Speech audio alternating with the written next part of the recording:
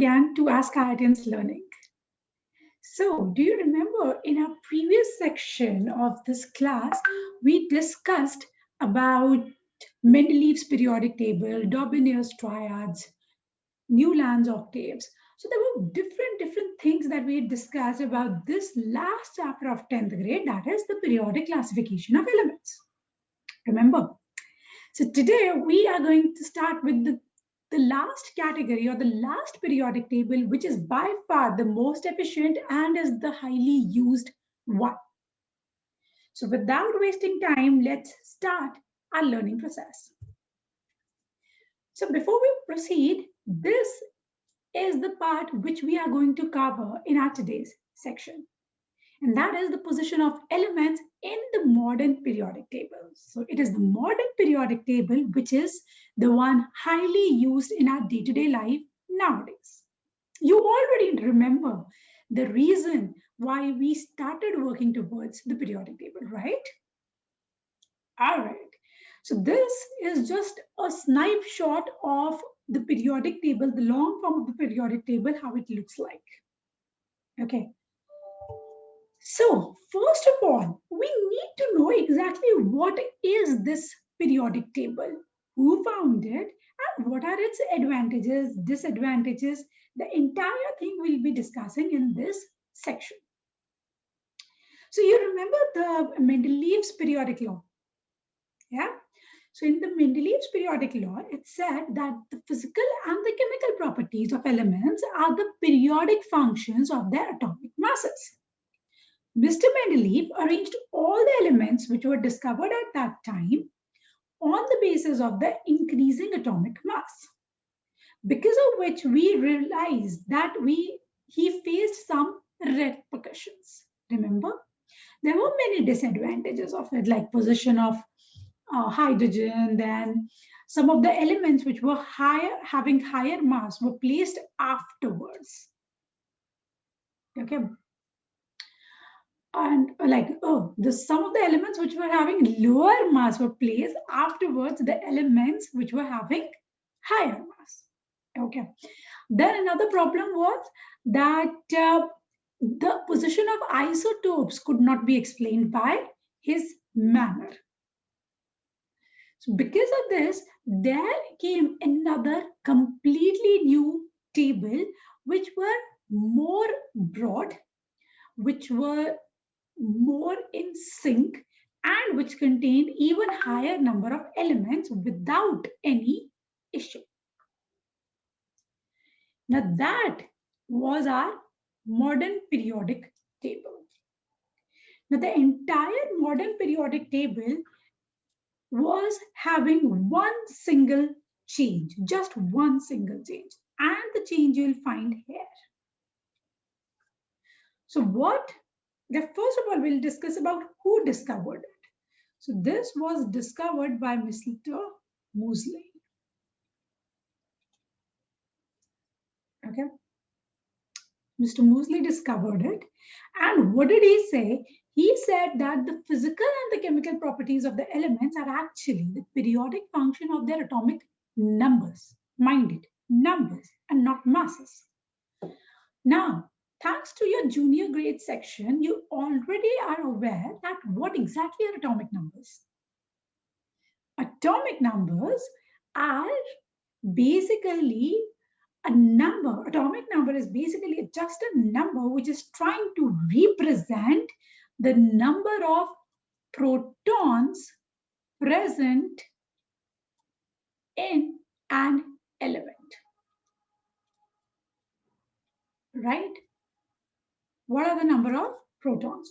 Now, if your element is neutral, it will also represent the number of electrons present in it. Right?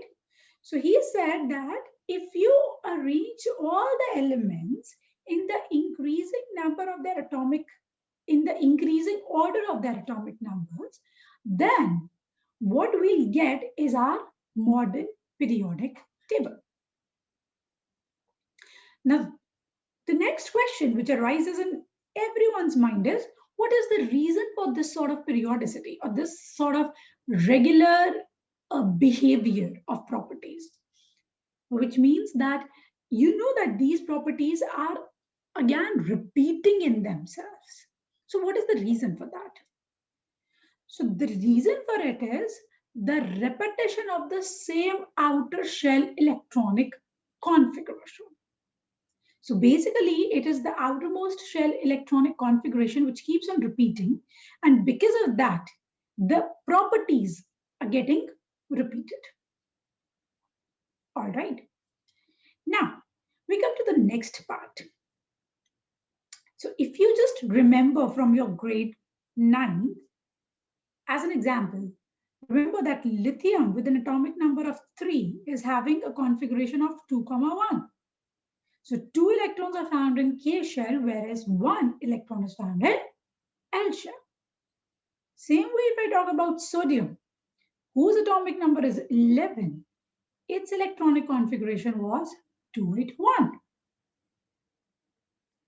Same way, when I talk about potassium, which is K, having an atomic number of 19, its electronic configuration was 2881. Right? So it is basically this sort of repetition which is happening in the outer shell electronic configuration. All of these elements have one electron in their outermost shell. Outermost shell is the shell which is lying at the farthest distance from the nucleus. The farthest distance. So if I talk about this as the nucleus, if it has only one shell which is possessing the electron, so this becomes the outermost shell. If the second shell possesses the electron, okay, and is the last shell which is possessing the electron, then L shell will become the outermost shell, and so on. So the only condition is that the shell must possess the electron, and afterwards no other shell should have any electrons. So that's that shell which has to be the last shell which is bearing the electron. And we also call it as the valence shell. Right? So that is the reason for the periodicity obtained. Now see, in the very beginning, we just have a vague idea about how this entire periodic table looks like. So technically, it looks like this. Now see, in this modern periodic table, there are a few things that we need to know. For instance, this modern periodic table is having 18 columns, also known as groups. So the vertical columns are known as groups, whereas it has 7 periods. So periods are basically the rows which it contains. So there are 7 rows and 18 columns. The columns are known as groups and the periods are known as, the rows are known as the periods, right? Now, each group is having a major significance. And just for your dismay, you know that this is one such section which will be highly useful for your 11th and 12th grade. Would like to know why? Okay. See, in your 11th grade, there is a chapter, the 3rd chapter, which is about the periodic classification of elements. Again, you'll be reading about the entire thing which you have covered in grade 10 in the deeper part in grade 11. So if your basic understanding of this chapter is strong, then it would be really easy for you to do that chapter eventually in grade 11. Also, there are many other chapters which are based on this periodic table. For instance, in grade 11, along with the periodic classification, there is a chapter called S block elements and hydrogen. So these two chapters again uses this basic concept of periodic classification. There's another chapter called P block elements. In the P block elements, there are two groups, 13 and 14, which are covered in grade 11. And then 15 to 18 majorly are covered in grade 12. Now, because of the new pattern, two groups, 15 and 16, have come in grade 11 section. There's also a chapter, D and F block elements, which is there in your grade 12 and again uses the very basic information of this chapter. So this makes the entire chapter quite important, right? Because if you'll see, there are six chapters of grade 11 and 12 combined, depending on this particular chapter. So I think it has a huge weightage, right? Not only for boards examination, but even for your JEE and NEET preparations. In fact, from this chapter, there comes a lot of questions from Olympiads and MTSC's examination. So just do this chapter very well. So I'll be also telling you some of the most important things. For instance, see, the groups are simply numbered in the increasing order. For instance, the first part is your group 1, the one containing hydrogen and the entire column. The second one is group 2. This is group 3, 4, 5, 6, 7, 8, 9, 10, 11, 12. Then again, if you see, this is 13, 14, 15, 16, 17, and 18. The total number of groups we have, right? This is your first period, your second period, third, fourth, fifth, sixth, seventh, right? Of course, you will be having a lot of questions that what are the two things which are lying here, the two rows. So I'll be giving the answer to all of your questions. First thing, what are the terms written above? So it is the group 1 elements. All the elements which are present in group 1, they are known as alkali metals, except for hydrogen.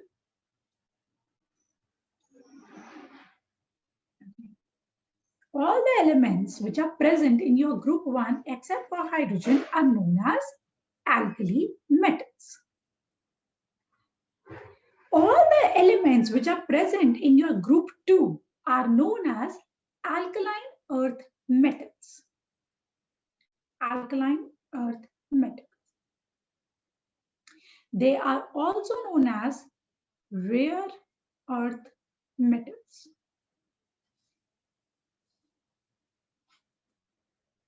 All right. Now, your group 13, the entire group 13 is known as boron family, or it has another name called ecosahedras. That's the name which is given to the group 13. Now, group 14, see, the name in terms of family is just on the basis of the first element which is present in that group. Now, the first element which is present in group 13 is B, standing for boron. Therefore, we call it as boron family. The first element in group 14 is C, that's right, and that is standing for carbon. So, group 14 is known as the carbon family, or there's another name which is your tetragens.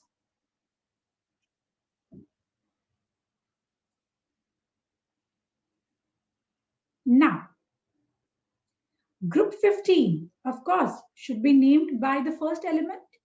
So it is your nitrogen family, or we call it as nicogens or nictogens. Nicogens or nictogens, where P is silent. It starts with P, but the P is silent. When you talk about group 16, so it starts or it becomes your oxygen family, and the name is quite well known, that is chalcogens.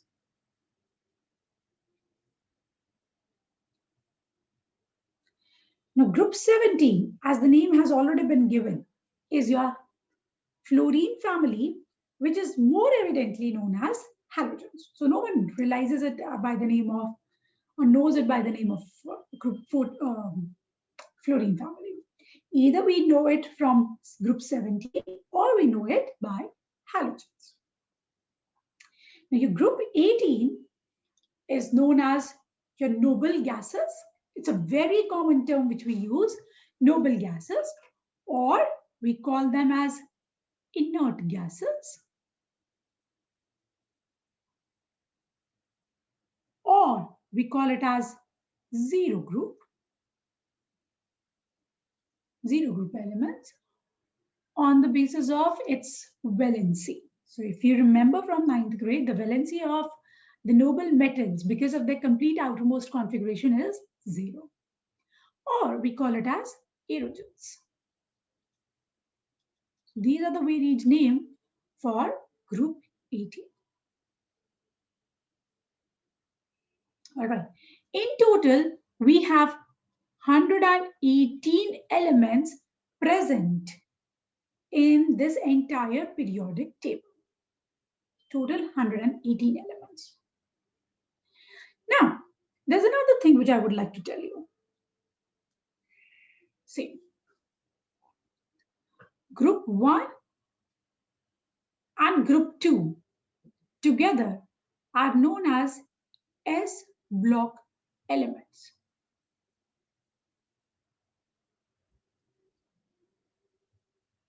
They're known as S block elements. Then group 13 to group 18 are together known as P block elements. They're together known as P block elements. Group 13 to group 18. Now, as you can see here, these are your transition metals. That is group 3 to group 12. There's another term which is D block elements. They're also known as D block elements. Now, there is a reason why they are called as S, P, D, and F. Okay. So that because it requires a complete set of information. So that is based on something known as quantum numbers. So the people who have done that quantum numbers in grade 9 might be able to easily recall it. If you have not done it, don't worry, just ask me, okay? And we'll have a separate class on this discussion of what is S, P, D, and another thing which is F. So the last two rows are known as F block elements. Okay, they are your F block elements. Now, I'm pretty sure that you have done something for this atomic number 92. Okay, so basically, till atomic number 92, all the elements are natural elements. Like till 100 majorly, we have your natural elements. But after that, all the elements are man-made elements. All elements after the atomic number of 100 are man-made. There are some after 92 also, which are man-made. Okay. Now, why atomic number 92 is very important? Because it is the atomic number of uranium. Okay, that is the atomic number of uranium. Now, you probably would be knowing that uranium is a radioactive element. It has a tendency to release energy on its own. So, if you see all the elements which are lying afterwards, or the elements who are having a higher atomic number than 92, they all are known as transuranic element. which means they are lying after uranium. Now, just like uranium is radioactive, all these elements are also radioactive and have low stability. Right. Now, as you can see here in the F block elements, there are two names which are easily categorized. That is lanthanides and actinoids. So the first row is known as the lanthanoid series or the lanthanides. The second row is known as the actinoid series or the actinides. So in the cracks, this is the major important part about your 118 elements which are found in the periodic table. Okay. Now, we'll learn a little more about these elements which are constituting this periodic table. So let's learn about that. First of all, in the modern periodic table, we have to talk about the periods. See, there is a very important information which is given, and that is when you talk about the elements which are belonging to the same period, they will always have the same number of shells. They will always have the same number of shells, which is equal to their period number, which is equal to their period number. This is an important information which is given. Just to prove this information, let's go a little back and see. If I talk about hydrogen and helium, they are lying in the same period. Okay, so I'll take example. Hydrogen and helium. They're lying in the same period. Now, they should have same number of shells. How can I know that? Let's look at the electronic configuration of hydrogen. That is what? 2, 1. And electronic configuration of helium, 2, 2. So they both have 2 shells present in them, right? So this part is justified. Now, the number of shells which are present in them is equal to their period number.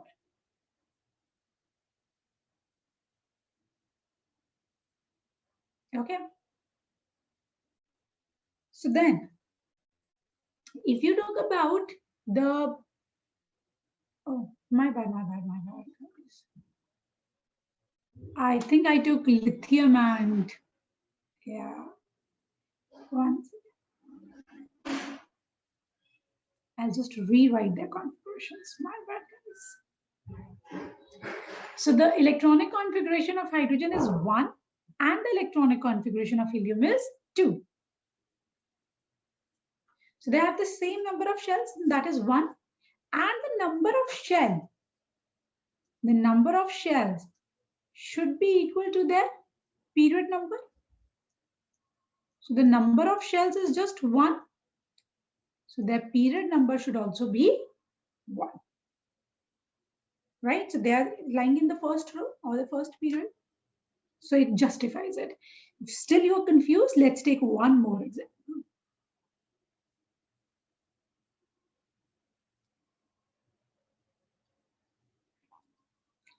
Let's take another example, and this time let's have sodium and chlorine. What's it? Yeah. So sodium and chlorine. Sodium is having an electronic configuration of 281. They both are the elements lying in the same period.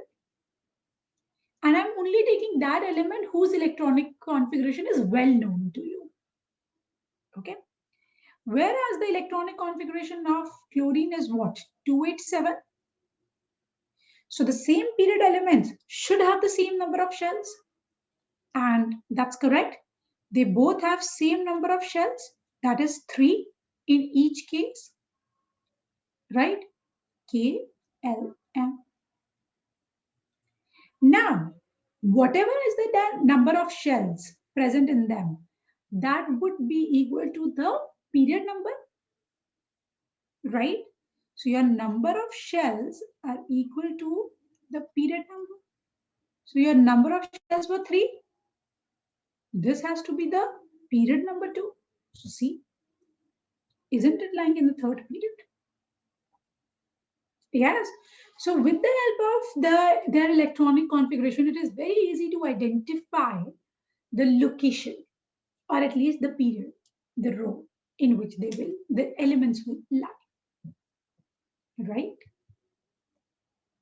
So there's one more thing about, and that is about the groups.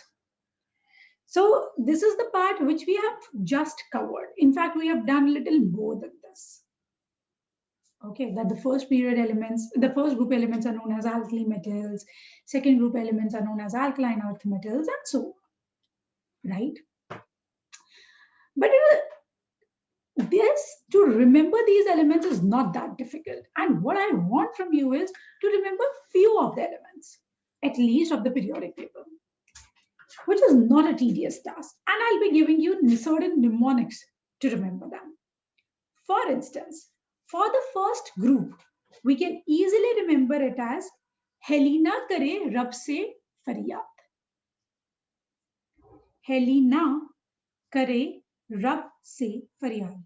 Helena kare Rab se faryad. Right. So with the help of this, He stands for hydrogen, Li stands for lithium, Na stands for sodium, Kare, K stands for potassium, Rab stands for rubidium, Se, CS stands for cesium, and Faryad stands for francium. You can also remember it as Helena ki ruby se francium. Excuse me, guys. You can remember the first group elements as Helena ki ruby se francium. Just to remember. Same way, if I talk about the group 2 elements, we can remember it as beta, mange, car, scooter, park, razi. Okay. So Be stands for beryllium, mange, Mg stands for magnesium, Ca stands for calcium, Sr stands for strontium, Ba stands for barium, and Ra stands for radium. Okay, so beta, mange, car, scooter, bap, razi. There's another mnemonic to remember the second group elements, and that is beta, mange, kanya, sundar, bap, razi. Right? So this is just a simple way to remember your group 2 elements. Now, let's remember the 13, 14, 15, 16, 17, 18 elements. They are, again, very important groups. They are very, very important. So just work on this. Have you heard about a very famous brand, Baguette? It's a purse and clutches brand. I know about that. If there are other things, I have no clue. Okay. So yeah, I generally go there for the purse collections. So Baguette brand. So your group 13 represents that. B, bag. A is for aluminium, G is for gallium, I is for indium, and TL is for thallium. There's another way to remember it. Again, another simple mnemonic, that is Bengan, Alu, Gobi in thali.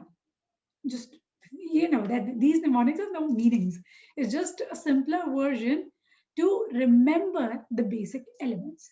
Bengan, Alu, Gobi in thali. Okay. Now, let's move to group 14 elements. So this, you can remember it as chemistry, Sir, gives, Sankey, problems. Chemistry sir gives Sankey problems. Easy. So just for your information, it is the sir who gives Sankey problems, not the ma'am. ठीक है, तो मेरी class में अच्छे से पढ़ना, sir की class में जो करना करो. So chemistry sir gives Sankey problems. That is the mnemonic to remember group 14 elements. Now let's move to group 15 elements. In group 15, we have नहीं, पसंद, ऐसे, सब, भाई. नहीं, पसंद, ऐसे, सब, भाई. Okay. This is one way to remember it. There's another mnemonic for it. That is नाना, पाटेकर, असरानी, सब, बीमार. नाना, पाटेकर, असरानी, सब, बीमार. Okay. Now we have the group 16 elements. This is the next group we are talking about. So are you finding this very easy? Otherwise, it will be very difficult and very tedious to remember 118 elements. But by this way, you will be able to remember all 118 elements. I'll be giving you short tricks for everything. But for 10th grade, what is the most important part is to remember the S block and the P block elements. Even if you're able to do that, that's huge, I tell you. Okay, so just work on that. Group 16, that is O, style, say, tail, polish. O, style, say, tail, polish. Okay, there's another mnemonic for it. That is us, se, tipo. Usse tipo. Tipo in Hindi is basically copying. Usse tipo. All right. Now we have group 17 elements. So for that, we have the easy mnemonic as fir, kal, bahar, ai, auntie. Fir, kal, bahar, ai, auntie. And then we have the last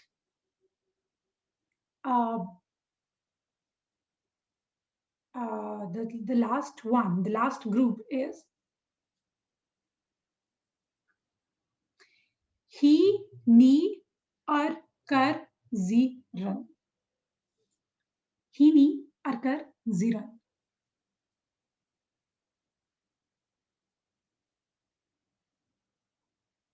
Okay. He, ni, ar, kar, zi, run. So that these are the ways, the simple short tricks to remember your respective group elements.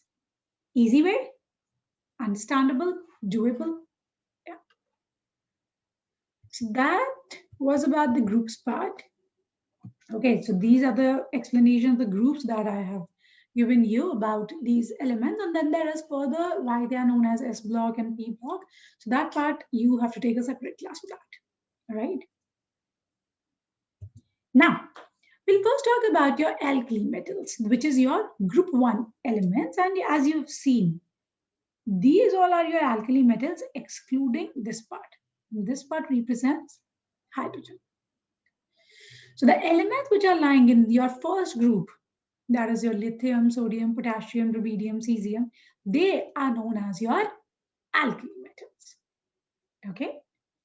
Now, alkali, as you've done in your acid bases and salts chapter also, alkali simply stands for soluble bases.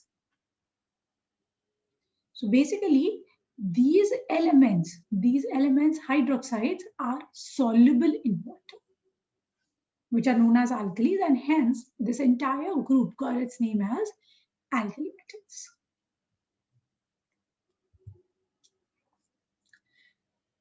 The second one is your alkaline earth metals, your group 2. So this is your alkaline earth metals,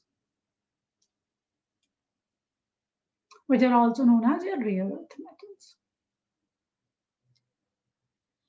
Okay, so this These are the elements of which it is composed of. I think we've already had a small discussion about it. Then we have these halogen families, which is your group 17 elements. Now, these elements in actual practice do not exist as elements. Rather, they exist as molecules. Like instead of elements or instead of atomic in nature, they are molecular in nature. And they exist as diatomic molecules. Now, we generally use X as a symbol to represent any halogen. Generally, if there is a symbol X, it is trying to say that it is a halogen. All right. Now, you have the halogens as F2, Cl2, Br2, I2. Astatine is radioactive in nature. So, not of much usage for us since it is not stable. So, when I talk about fluorine, chlorine, bromine, iodine, so fluorine in itself is gaseous in state. Okay. Chlorine is again gaseous state. Bromine is a liquid, whereas iodine is a solid. So this is the only group in the entire periodic table which contains elements in all the three states: solid, liquid, and gaseous. Okay. So that's the major part. Now, iodine is basically having violet vapors and in itself is a silvery solid. Okay, so they are all colored except for fluorine. So iodine is basically a silvery solid,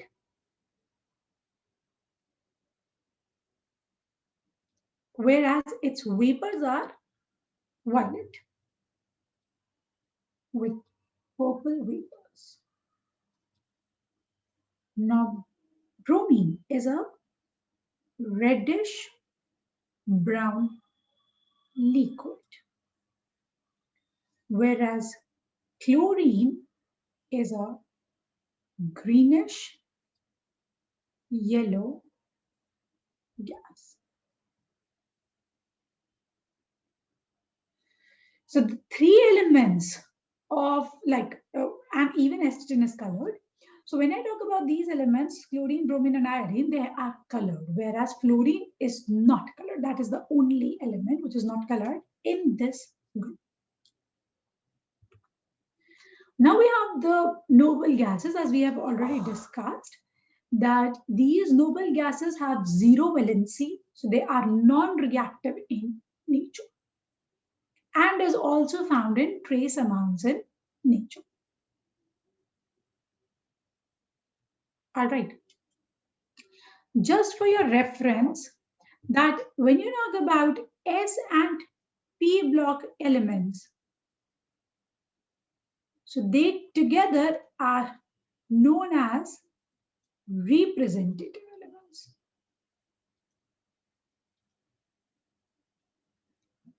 They're together known as representative elements or main group elements. Representative elements or the main group elements. Right.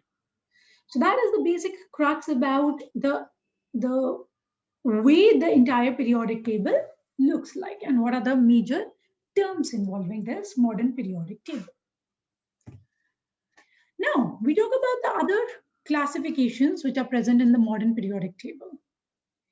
So if I talk about the modern periodic table, it is further classified into metals, non-metals, and metalloids. Right? Metals, non-metals, and metalloids. Just for your Olympiad level, I would like to give you a short trick, a very short, easy trick. That is, if you have, in total, we have 118 elements, right? 118 elements. If you chop off the first one, the number remaining is 80. It represents the total number of non-metals present in your periodic table. Whereas if you chop off the next one, you are remaining with the number 8. That 8 represents the total number of metalloids present in the periodic table. Out of total 118 elements, okay, which are total elements, we have metals, non-metals, and metalloids, right? So if 18 are non-metals and 8 are metalloids, can I easily identify the number of metals using this linear equation? Yeah. What will be the answer? The total number of metals will be 92. If I'll do the simple maths, right? The total number of elements will be 92. So isn't it an easier way to just know the number of metals and non-metals instead of just remembering all the cases? That would be a very tedious, lengthy process.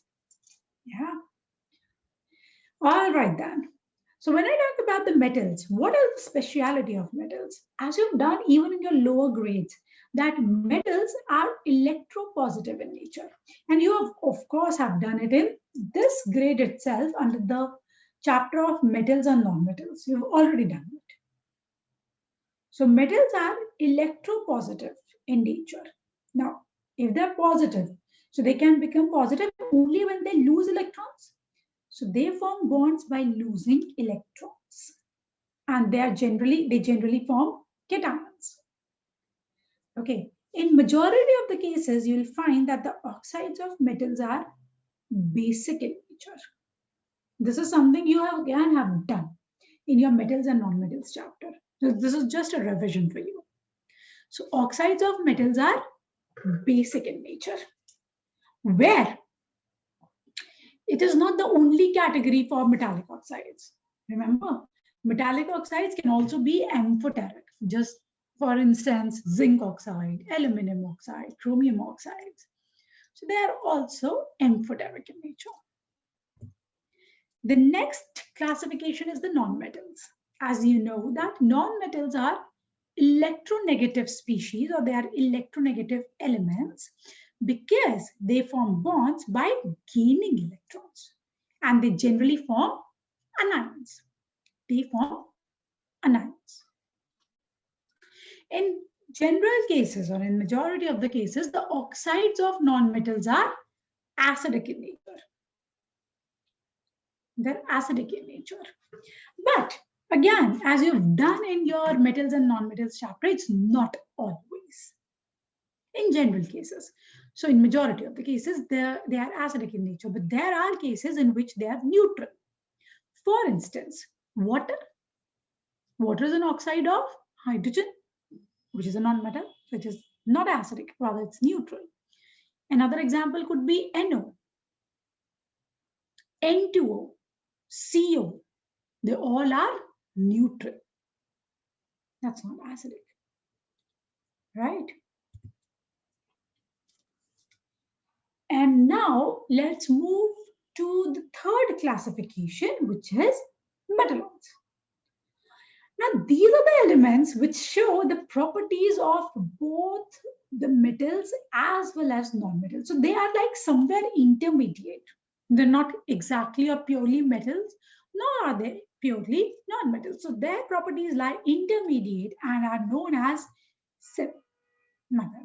they're known as semi-metals or metalloids. In total, we have 8 such metalloids, right?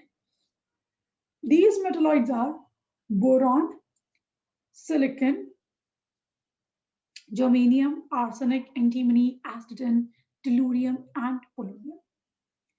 Okay, just to remember this, there is a very short mnemonic for it, and that mnemonic is Bole, Shiv, G, Bole, Shiv, G,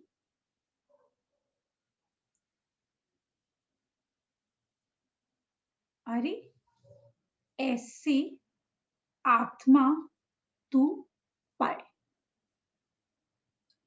बोले शिव जी, अरे ऐसे आत्मा तू पाए।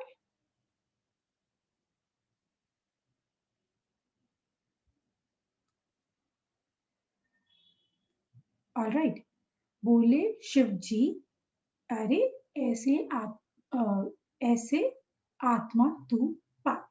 So this is just a way to remember. If you find it tough, then don't remember it this way. Rather, I'll give you another way. And that is a staircase manner. So look at this part very carefully.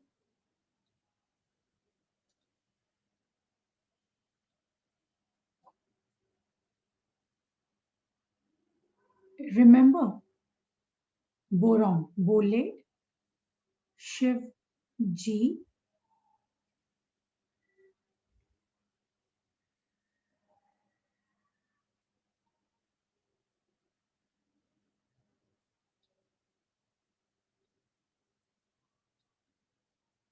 This.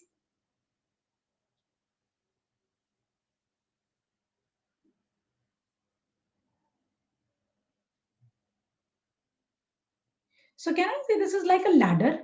This is like a staircase. So it is this staircase which represents your metalloids.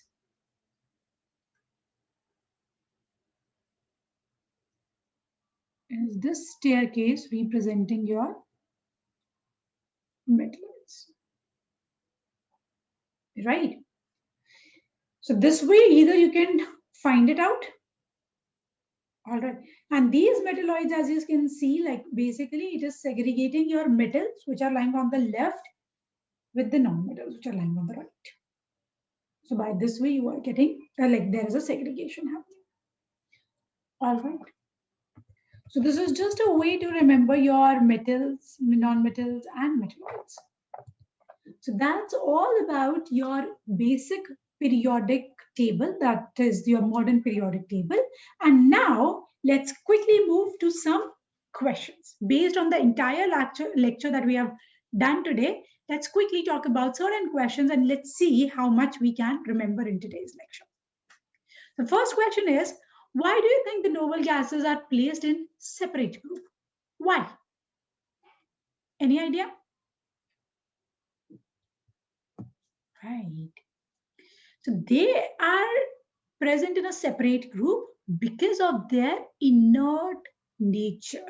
And do you remember me saying that they are found in trace quantity, trace amounts? So their concentration is very low. And they're inert in nature, they all have the same valency, that is zero. They do not want to react. That is why they are kept in a separate group known as the zero group, which after their discovery was not disturbing the existing order. Which you remember this part we discussed in as one of the advantages of Newland's, oh my bad, of Mendeleev's. This was one of the advantages of Mendeleev's.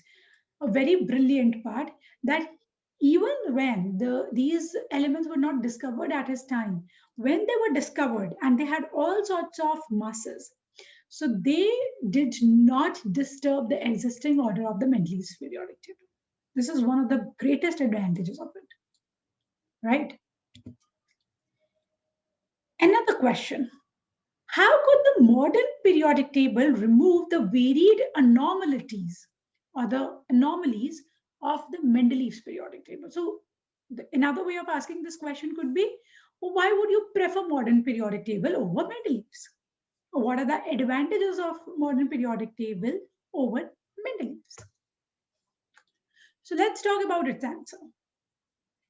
So see, in your modern periodic table, the elements are arranged in the order of their atomic number, which removes the anomaly regarding the pairs of elements. Now, what are the certain pair of elements? The certain pair of elements could be like the anomaly of the element which were having a higher molecular or lower molecular mass but was placed afterwards. So it removes that anomaly completely. Also, it removes the anomaly of the isotopes. So which is again included in the next part, that since previously our as per Mendeleev, the isotopes must be present at different locations, but that problem has been ruled out in or the moment we applied the modern periodic table, because it no longer depends on it, which sustains or which maintains the manner in which the entire periodic table is framed. Okay. Another part, the sodium period a pair of elements. The second part is actually put forward as another point, which is about the masses, right? So this is just an explanation to the portion, to the explanation for the pair of elements, right? All right. So now let's move to the next question. That is, name two elements you would expect to show chemical reactions similar to that of magnesium, and what is the basis of your choice. Now, if you want the chemical reactions to be similar to that of magnesium, then that element should be present in the same group and not period. The element must be present in the same group. Okay. Now, the reason is because the same group elements will have the same outermost electronic configuration, which is the basis of your chemical properties. So the answer is, like, you can take any two elements. They have taken calcium and beryllium. So remember, beta. Oh,